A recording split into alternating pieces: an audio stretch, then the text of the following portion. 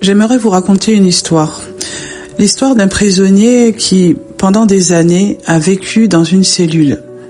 Au début, il comptait les jours, puis les semaines, puis les années. Et avec le temps, il a fini par s'habituer.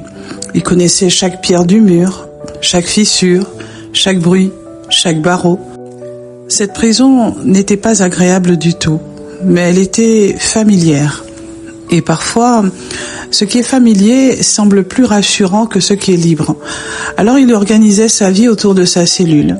Il apprenait à supporter, à s'adapter, à tenir. Il ne vivait pas vraiment, il survivait, comme beaucoup de personnes. Celles qui avancent avec un point invisible. Celles qui cherchent sans cesse quelque chose pour se sentir mieux. Une cigarette, un écran, une relation, du sucre, du travail, des achats, des jeux, peu importe la forme. Parce que le problème n'a jamais été l'objet. L'objet n'était qu'une tentative d'oublier, une tentative de remplir, une tentative d'apaiser, une tentative de fuir. Et chaque fois que le prisonnier se sentait seul, inquiet ou blessé, il décorait un peu plus la cellule, pensant qu'elle deviendrait plus confortable. Mais une prison confortable reste une prison. Puis un jour, quelque chose d'étrange se produisit.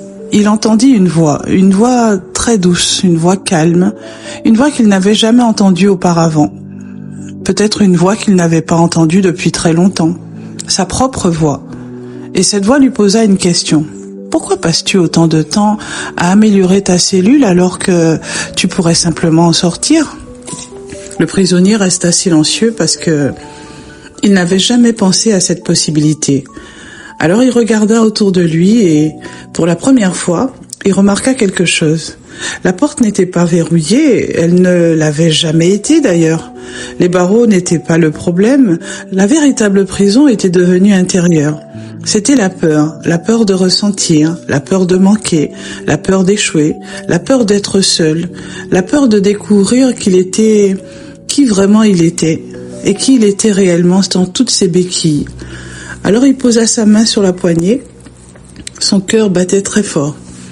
Car la liberté fait parfois très peur, et plus peur que l'habitude. Puis il ouvrit, doucement, très très doucement.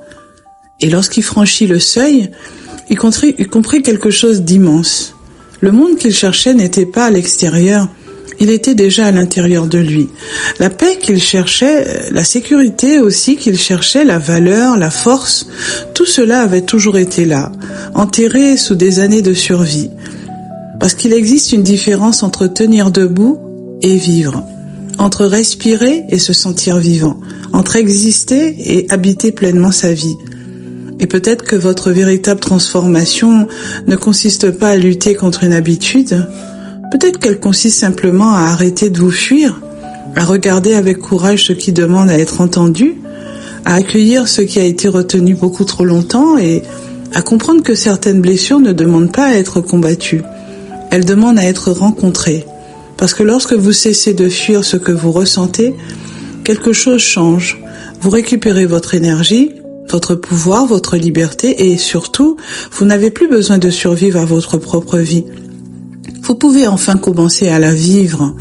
Et c'est peut-être cela la véritable liberté.